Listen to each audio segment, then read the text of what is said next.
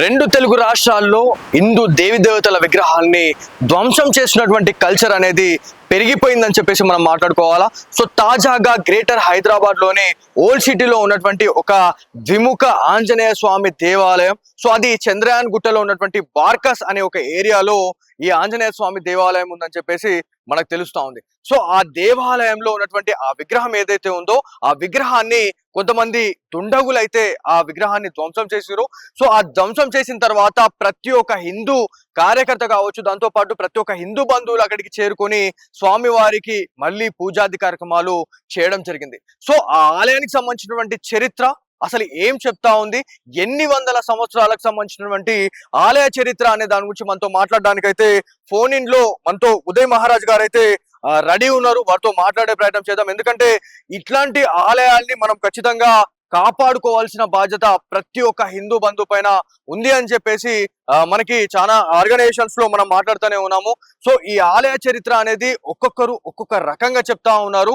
So ఈ ఆలయాన్ని ఎప్పుడు నిర్మించడం జరిగింది అనే దాని గురించి ఖచ్చితంగా మనతో మాట్లాడడానికైతే ఉదయ్ మహారాజ్ గారు అయితే ఉన్నారు. వారితో మాట్లాడదాం.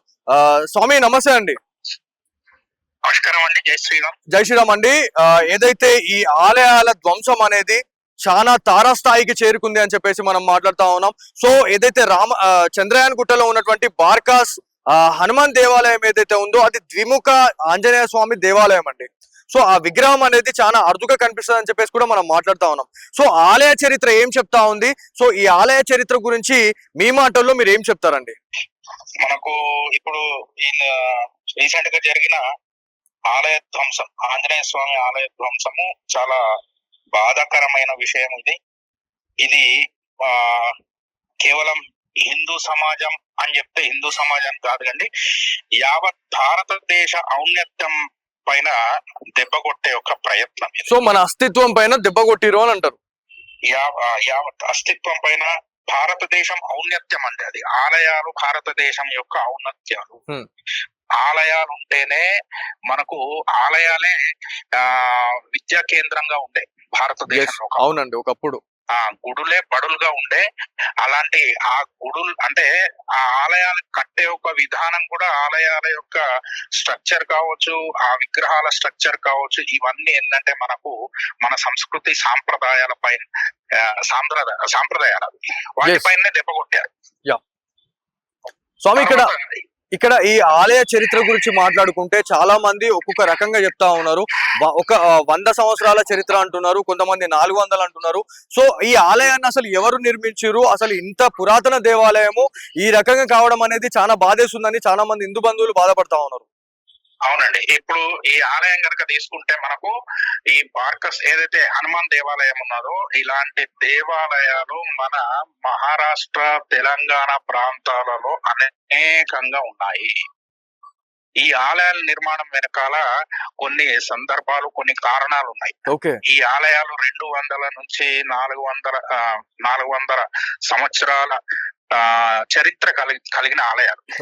ఇది ఛత్రపతి శివాజీ మహారాజు యొక్క ఆధ్వర్యంలో సమర్థ రామదాసు స్వామి ఆయన స్వయంగా ఆయన చేతులారా ప్రతిష్టాపించిన ఆలయము. ఆయన ఒక 10 నుంచి 12 సంవత్సరాలలో ఒక 11 నుంచి 12,000 ఆలయాలు నిర్మించారండి. అవునండి. ఈ మహారాష్ట్ర నుంచి తీసుకుంటే మనకు తెలంగాణ ప్రాంతం, మనకు అనేకమైన ఆలయాలు కనిపిస్తూ ఉంటాయి. ఇవే చిన్న చిన్నగా కనిపిస్తుంటాయి, కొన్ని పెద్ద పెద్ద ఆలయాలు కూడా ఉన్నాయి. ఇలా అనేకమైన ఆలయాలు ఇప్పుడు మనకు కర్మన్ ఘాట్ కావచ్చు. అవునండి. ఈ ఆలయాలు, ఈ నమూనాను చూసి మనం ఈ ఆలయం అంటే ఎవరు కట్టించారు ఏంది అని చెప్పేసి చరిత్ర మనం తెలుసుకోవచ్చు. మనకు సాధారణంగా ఏంటంటే ఆలయాల్లో ఉన్న విగ్రహాలు రాతితోని చెక్కబడతాయి, అంటే నల్ల రాయితోని చెక్కబడతాయి లేదా పాలరాతితోని చెక్కబడతాయి. అంటే శరీర ఆకారాన్ని ఇస్తారు. అవునండి. ఇస్తూ అక్కడ మూల విరాట్ ని స్థాపన చేయడం జరుగుతుంది. కానీ ఇక్కడ సమర్థ రామదాసు స్వామి కట్టించిన ఆలయం యొక్క నమూనాలు ఎలా ఉంటాయంటే ఒక రాయి మీద చిత్రం వేసినట్టు చెక్కబడి ఉంటుంది. అవునండి. ఇవన్నీ కూడా అంటే ఒక ఆంజనేయ స్వామి దక్షిణముఖిగా, లేదంటే అభయాంజనేయ స్వామిగా, లేదంటే ఒక పర్వతాన్ని ఎత్తుకొని వెళ్తున్న ఆ సన్నివేశాన్ని రాయి మీద చెక్కి ఉంటాయి. అవునండి. అలాంటి ఒక రాయినే ప్రతిష్టాపించడం జరిగింది ఆ సమర్థ రామదాస్ స్వామి. ఇలాంటి ఎక్కడైతే చిత్రాలు, ఇలాంటి ఆలయాలు ఎక్కడైతే ఉంటాయో అవన్నీ కూడా ఆ ఛత్రపతి మహారాజు యొక్క ఆధ్వర్యంలో సమర్థ రామదాస్ స్వామి ఆయన చేతులారా ప్రతిష్టాపించిన ఆలయాలు. 11 నుంచి 12,000 ఆలయాలు ఉన్నాయి. ఓకే, ఇక్కడ ఈ ద్విముఖ ఆంజనేయ స్వామి విగ్రహాలు అనేది కూడా మనకు చాలా అరుదుగా కనిపిస్తాయి స్వామి. అవునండి, ఆయన ఒక్కొక్క ఆలయానికి ఒక్కొక్క రకమైనటువంటి కళా నైపుణ్యాన్ని అక్కడ చేర్చడం జరిగింది. ఇప్పుడు ఈ ద్విముఖాలయం అంటే 2 పక్కల ముఖాలు ఉంటుంది. అవునండి, వెనుక భాగము మళ్ళీ ముందర భాగం కూడా స్వామివారి ముఖ చిత్రం అనేది కనిపిస్తా ఉంది. అవునండి, ఇప్పుడు ఆయన నిర్మించిన ఆలయాలు ఎలా ఉంటాయంటే ఆంజనేయ స్వామి ఆలయాలే ఎక్కువ ఉంటాయి. మనకు ఇక్కడ మనకు ఇందూరు జిల్లా, నిజామాబాద్ జిల్లా ఇందూరు ఏదైతే ఉందో అక్కడ కనుక తీసుకుంటే మనకు ఈ రామ మందిరం ఉంటుంది, బడా రామ మందిర్ అంటారు. మన సమర్థరామదాస్ స్వామి చేతుల మీదుగానే ప్రతిష్టాపైంది. అక్కడ నుంచి మనం ఈ బోధన్ రూట్ లో వస్తే అక్కడ కూడా ఒక ఆలయం అండి, దాదాపు ఒక 5-6 ఎకరాల యొక్క జాగాలో నిర్మించబడిన ఒక ఆలయం. దాన్ని ధ్వంసం చేశారు. ఇప్పుడు అదంతా కబ్జాకి గురైపోయి ఆ ఆలయం మటుకు మిగిలింది. దాన్ని మటుకు కొంతమంది కాపాడుతున్నారు. అలానే ఈ ఆలయాలు కూడా అలానే కాపాడబడుతున్నాయి. సారంగపూర్ దేవాలయం గురించి కూడా మనం వింటూ ఉంటాము. సారంగపూర్ హనుమాన్ మందిర్ కూడా ఆ సమర్థ రామదాస్ వారి చేతుల మీదుగానే అది చెక్కబడిన ఆలయము, ఆయన ప్రతిష్టాపించిన ఆలయమే అది కూడా. కాబట్టి ఇలా అనేకమైన ఆలయాలు ఇక్కడ ఉన్నాయి. ఇది మన అస్తిత్వం మీద దెబ్బ కొట్టడమే, మన ఔన్నత్యం మీద, మన సంస్కృతి సాంప్రదాయాల పైన దెబ్బ కొట్టడమే. ఇది మన ఇప్పుడు ఇక్కడ సనాతన హైందవ ధర్మంలో ప్రతి మతానికి కూడా మనం ఆదరించాము. అవునండి, ప్రతి మతాన్ని కూడా మనం గౌరవించాము. కానీ ఇప్పుడు కొంతమంది ఇక్కడ పర ధర్మ సహనం లేకుండా ఇలాంటి ఒక అరాచకానికి పాల్పడుతున్నారు. ఈ అరాచకానికి పాల్పడినప్పుడు ఇక్కడ సభ్యత, సంస్కారము, సంస్కృతి, సాంప్రదాయాలు ఇవన్నీ కూడా దెబ్బతినే అవకాశం ఉన్నది. ఇది ప్రభుత్వం కూడా గుర్తించాలి. గుర్తించేసి దీని మీద కఠిన చర్య తీసుకోవాలని చెప్పేసి నేను మనవి చేసుకుంటాను. స్వామి, ఇక్కడ ఇంకొక విషయం మాట్లాడుకుంటే మన హిందుస్థాన్ అంటే మన భారతదేశంలో ఇప్పటి వరకు కూడా ఒక మతాన్ని కించపరిచినట్టు కావచ్చు, ఒక మతానికి సంబంధించినటువంటి ఆలయాలే కావచ్చు, లేకపోతే వారి ప్రార్థనా స్థలాల్ని ధ్వంసం చేసినటువంటి దాఖలాలు అనేది ఎక్కడా కనిపించవండి. కానీ భారత్ లో ఉంటూ ఇవాళ ఈ హిందుస్థాన్ లో ఉన్నటువంటి హిందువుల దేవాలయాల్ని కొంతమంది కక్ష కట్టి మరి ఇవాళ పురాతన దేవాలయాలు, ఇవాళ మనము అయోధ్య రామ మందిరాన్ని చూసుకున్నా కూడా అప్పట్లో వాళ్ళు ఆ రామ మందిరాన్ని కూల్చి వాళ్ళు అక్కడ బాబర్ మసీద్ అనేది ఏర్పాటు చేయడం జరిగింది. సో ఇట్లాంటి ఎన్ని చూసినా కూడా ఇక్కడ హిందువుల దేవాలయాలు మాత్రమే ఎందుకు ఇక్కడ కూల్చబడతా ఉన్నాయి? సో దీని గురించి ఏంటి స్పెసిఫిక్ రీజన్ ఏంటి స్వామి అసలు? చూడండి, మీకు ఇప్పుడు కాదు ఈ ఆలయాలు కూల్చివేత, విగ్రహాలు ధ్వంసం చేయడం మనకు ఇక్కడ హైదరాబాద్ లోనే దాదాపు ఒక 20 నుంచి 40 ఆలయాలు రీసెంట్ గా మనకు కూల్చబడ్డాయి. తర్వాత మనకు ఇంకొక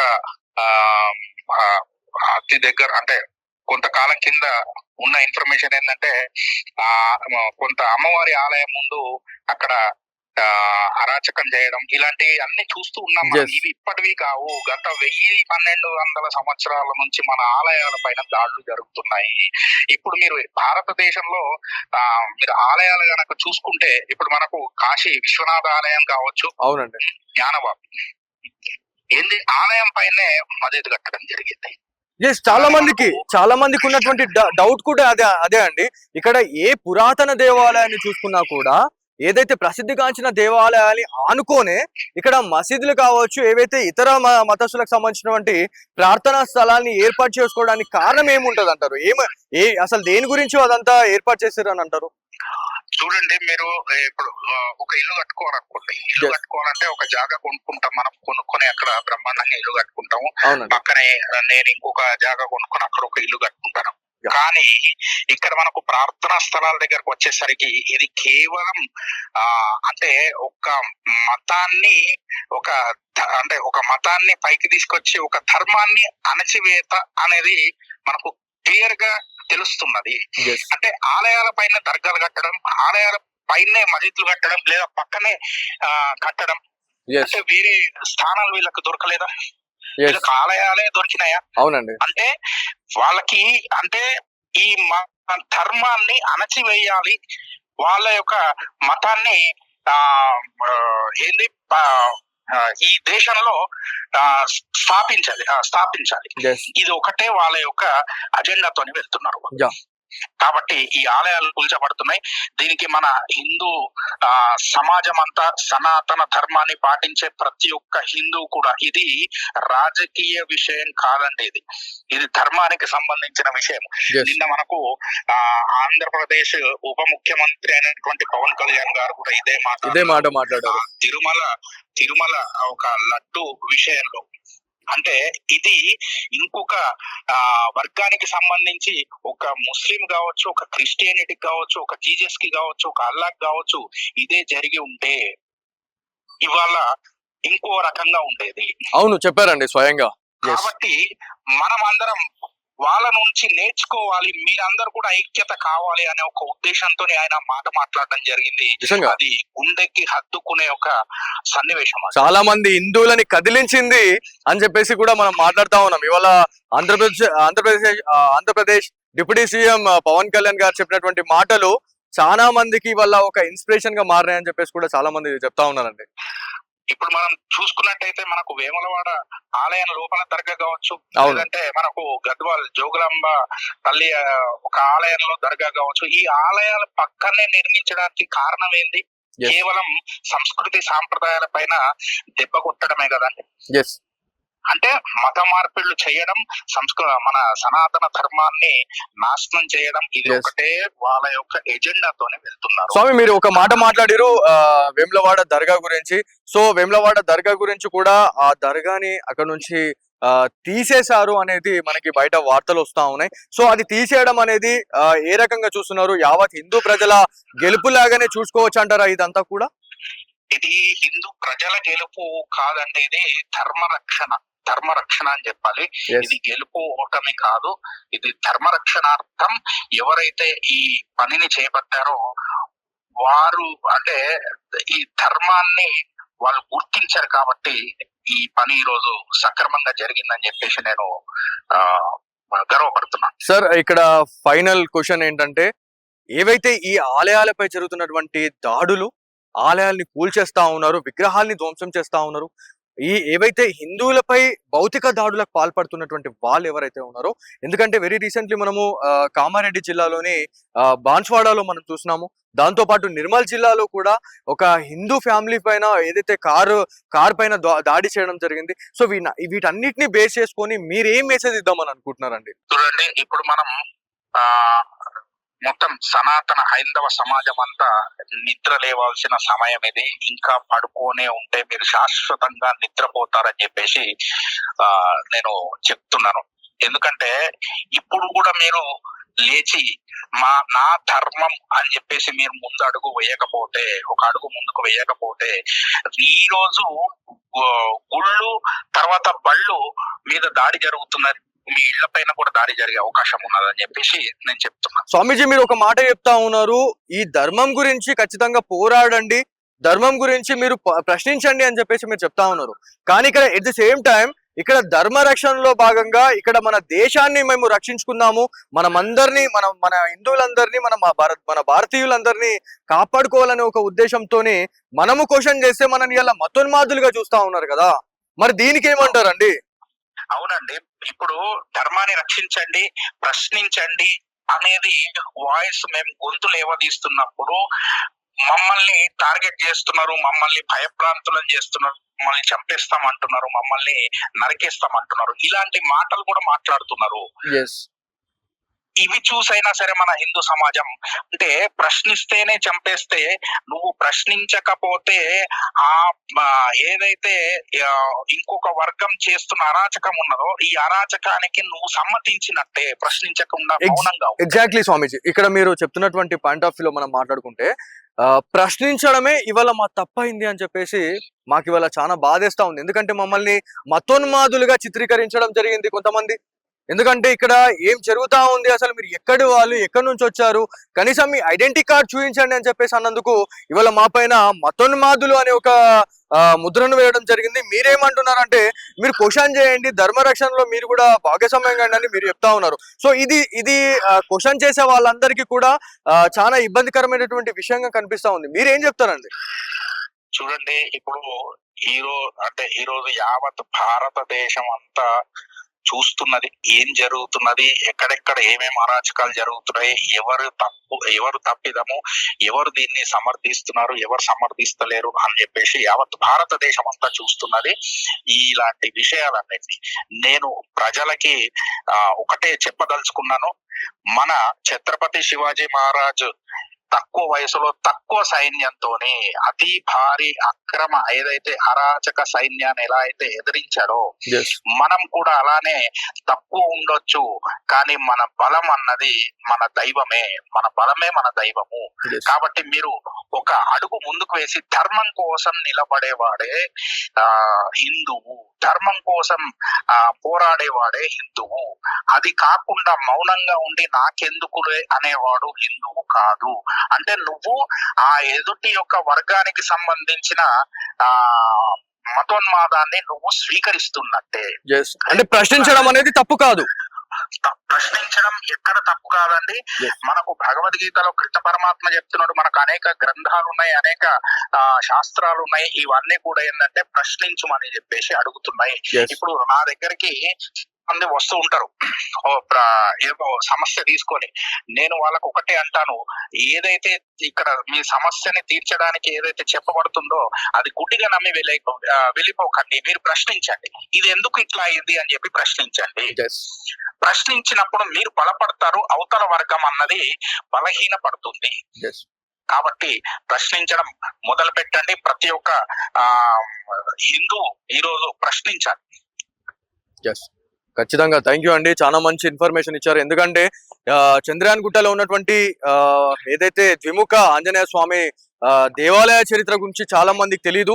సో మీలాంటి వాళ్ళు ముందుకొచ్చి ఈ ధర్మం అనేది, ఈ ధర్మాన్ని కాపాడడానికి మీరు చాలా మంది ముందుకు వస్తా ఉన్నారు. సో ఈ అవగాహన అనేది ఖచ్చితంగా ప్రతి ఒక్క హిందువులకి కల్పించారు. చాలా థ్యాంక్ యూ అండి, చాలా ధన్యవాదాలు మీకు. థ్యాంక్ యూ అండి.